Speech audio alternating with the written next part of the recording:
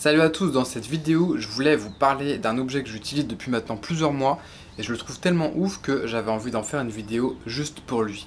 Il s'agit de ce petit disque dur complètement ridiculement petit. Il fait 1 Tera, le mien il fait 1 Tera mais il existe aussi en 2 Tera, en 500 Go. Mais dites-vous que ça fait 1 Tera. C'est juste incroyable. Regardez la taille du truc. Et il est en SSD. Et maintenant que j'ai un petit peu de recul, je vais pouvoir vous donner les points positifs, mais aussi les points négatifs de ce petit disque dur. Alors ce genre de disque dur, je pense que ça s'adresse surtout aux personnes qui voyagent et qui produisent du contenu, ou alors pour les personnes dont l'ordinateur est vraiment l'outil de travail et qui ont besoin d'investir dans du bon matériel. Alors je vais vous dire pourquoi c'est du bon matos. Parce qu'en fait, déjà, il est minuscule, le truc qui rentre dans la poche. Il est aussi résistant à l'eau, au choc et à la poussière. Et ça, c'est pas donné pour tous les disques durs de résister au choc, tu vois. Donc, je vais pas le jeter par terre pour vous montrer, mais dans tous les cas, voilà, il a un revêtement en silicone qui a l'air assez costaud et il utilise la technologie SSD. Alors, pour ceux qui savent pas ce que c'est la même technologie en gros que les cartes SD, les micro SD. Alors qu'avant, les disques durs, à l'intérieur, il y avait un disque. Et en gros, si tu fais tomber ton disque dur par terre, et bah voilà, le disque il a de fortes chances de se péter, alors que là il n'y a pas de disque dedans, ce qui en fait voilà quelque chose d'un peu plus costaud. Donc voilà, donc ses points forts, c'est sa taille, sa résistance, sa vitesse d'écriture et de lecture. Ça va beaucoup plus vite qu'un disque dur conventionnel et c'est aussi pour ça que j'ai acheté ça. Alors moi, je l'ai acheté pour stocker mes rushs vidéo parce que il y a des vidéos que je jette, tu vois, mais il y a des parties que je garde parce que je me dis que je peux les réutiliser plus tard pour d'autres vidéos. Je peux même faire un film si j'ai envie sur mon voyage à vélo par exemple. Parce que j'ai tout à l'intérieur. Et en fait, avant j'utilisais un cloud, mais le problème c'est que si je mets sur un cloud, eh ben, je peux pas le réutiliser quand je veux. Je suis obligé d'aller les re-télécharger à chaque fois. Et c'est embêtant, voilà. Là, au moins, j'ai tout là-dedans et je peux utiliser directement, faire du montage à partir des rushs qui sont dans le disque dur. Parce que vu qu'il est assez rapide pour ça, je peux utiliser directement les rushs du disque dur. Ça existe maintenant depuis un bout de temps, les disques durs SSD, mais des disques durs SSD avec des grosses capacités comme ça et aussi petits que ça c'est vraiment, je pense que c'est une sorte de rupture technologique, tu vois. Je suis pas assez geek pour t'en parler très technique, mais pour moi je trouve ça ultra impressionnant dans tous les cas. Alors il y a aussi deux autres avantages à ce disque dur, c'est qu'il n'y a pas de déconnexion soudaine comme il pouvait y avoir avec un disque dur traditionnel. Dès que tu bouges la table ou machin, tu déconnectes le truc. Là avec ça il n'y a pas, ça fait 4 mois que je l'utilise et jamais eu une seule déconnexion.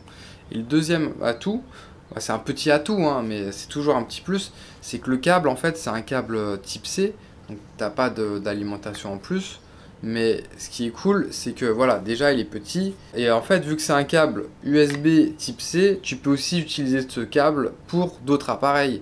Et donc tu peux voyager plus léger, tu vois. T'as pas besoin de t'encombrer avec 1 million de câbles pour faire pour chaque appareil. J'ai un petit câble C, tu vois, je l'utilise aussi pour charger mon téléphone.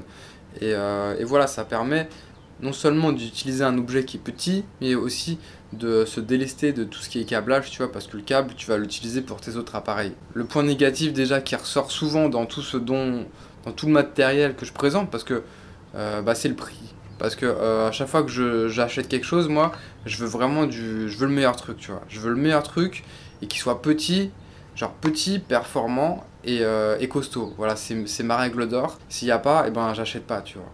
S'il y a, bah ça coûte cher, bah j'attends d'avoir l'argent pour, parce que je veux pas acheter de la merde, tu vois, je veux acheter des bons trucs. Et celui-là, j'avoue, j'ai hésité parce que presque, moi quand je l'ai acheté, il était à 200 euros. Maintenant, il est à 150 euros sur Amazon. Il y a aussi un 2 Tera, mais ce qui est bizarre, c'est que le 2 Tera coûte plus que 2 fois plus cher que le disque 1 Tera, donc il est pas rentable, tu vois. Donc il vaut mieux avoir limite 2 fois 1 Tera plutôt que 2 Tera. Voilà, je te montre, hein, tu vois, la taille, tu vois, ça c'est mon petit carnet dans lequel je mets mes cartes SD. Regarde, tu vois, il fait la même taille. Alors ça sert pour les gens qui créent du contenu, pas que les vidéastes, tu vois. Ça peut être pour les photographes, ça peut être pour les personnes qui codent, qui développent des logiciels, qui ont besoin d'une grosse capacité de stockage et d'y accéder rapidement sans devoir à copier à chaque fois dans le PC. Et pareil, tu vois, genre si je copie des trucs de mon PC au disque dur ou du disque dur au PC, ça met 2 secondes pour transférer 1 giga, tu vois. T'imagines la vitesse du truc? Je voulais te parler aussi des points négatifs, donc je t'ai dit le prix, ça coûte très cher. Et le deuxième truc, c'est qu'il chauffe. Au début ça va, tu vois, mais je le laisse quelques heures connecté et au bout d'un moment je le trouve chaud. Alors je sais pas si c'est fait pour emmagasiner autant de chaleur sur la durée, mais tu vois, avant dans les disques durs il y avait des ventilateurs et donc celui-là il n'a pas de ventilateur. Forcément il est minuscule. Ça m'a mis un petit doute sur la longévité du truc.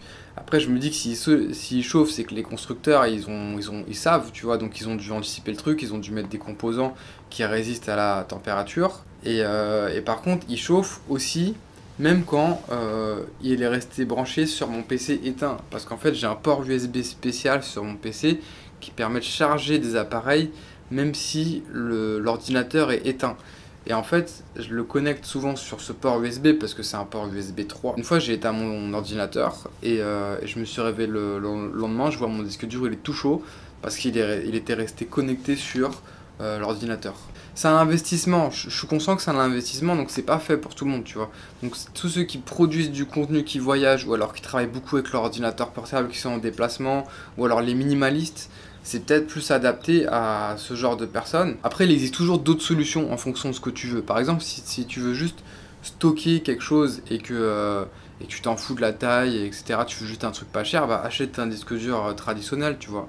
Un disque dur HHD, tu vas payer 50 € pour 2 Tera, je crois que c'est à peu près ça les prix maintenant. Ou sinon, si tu voyages et que tu veux juste stocker des documents, des choses, bah tu prends une clé USB ou une micro SD, tu vois.